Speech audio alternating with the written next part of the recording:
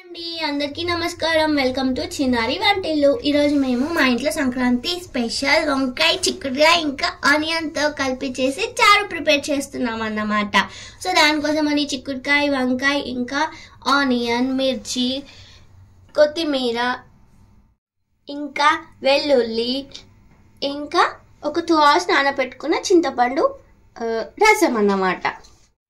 అలాగే టేస్ట్కి సరిపడా బెల్లం, జీలకర్ర, ఆవాలు, పసుపు ఇంకా ధనియాల పొడి ఇంకా సాల్ట్. సో ఇప్పుడు ప్రాసెస్ ఏంటో చూసేద్దాం. సో ప్యాన్ పెట్టేసుకొని ఆయిల్ వేసుకుంటున్నాను. సో ఆయిల్ వేడయ్యాక ఆవాలు, జీలకర్ర ఇంకా వెల్లుల్లి వేస్తున్నాము. దాంతోపాటు పసుపు కూడా యాడ్ చేసుకుంటున్నాము. ఇప్పుడు దీంట్లోకి కట్ చేసి పెట్టుకున్న మిర్చి,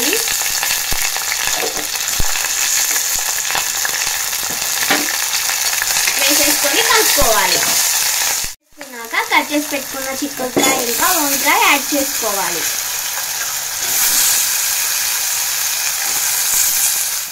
సో ఇప్పుడు ఆనియన్ కూడా వేసుకుంటున్నాను.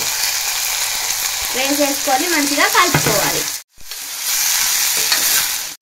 సో ఇవి ఇలా మంచిగా ఒకసారి కలిపేసుకున్న తర్వాత వాటర్ క్యాప్లో వాటర్ పోసేసుకొని పెట్టేసుకుంటే లోపల వెజిటబుల్స్ అన్నీ మంచిగా కుక్ అవుతాయి మాడకుండా. సో క్యాప్ తీసేసుకొని మంచిగా మిక్స్ చేసేసుకోవాలి ఆ వెజిటబుల్స్ అన్నీ. ఇప్పుడు దీంట్లోకి మనం చింతపండు రసం ఉంది కదండి, అది యాడ్ చేసుకున్నాను.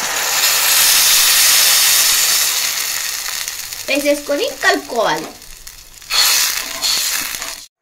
సో చింతపండు రసం కూడా యాడ్ చేసుకున్నాక ధనియాల పొడి ఇంకా టేస్ట్కి సరిపడా సాల్ట్ వేస్తున్నాము. సో దాంతోపాటు బెల్లం కూడా యాడ్ చేస్తున్నాము. సో బెల్లం కూడా యాడ్ చేసేసుకొని జస్ట్ ఒక 2 minutes మంచిగా మసలాలన్నమాట.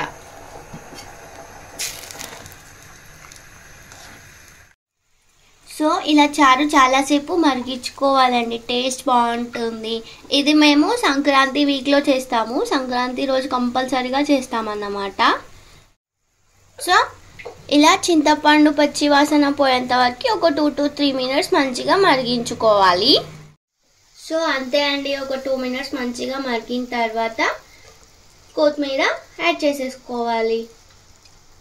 ఇంతే అండి, ఎంతో టేస్టీ అయిన వంకాయ, చిక్కుడుకాయ ఇంకా ఆనియన్తో చేసే చారు. మీరు కూడా ట్రై చేయండి. మీకు ఎలా వచ్చిందో నాకు షేర్ చేయండి. అలాగే నా ఛానల్ని సబ్స్క్రైబ్ కూడా చేసుకోండి. సో నా ఛానల్ని తప్పకుండా వాచ్ చేయండి. మీరు ట్రై చేసి కామెంట్లో షేర్ చేయండి. అండ్ అలాగే అందరికీ భోగి, సంక్రాంతి మరియు కనుమ శుభాకాంక్షలు. థ్యాంక్ యూ ఫర్ వాచింగ్ చిన్నారి వంటిల్లు.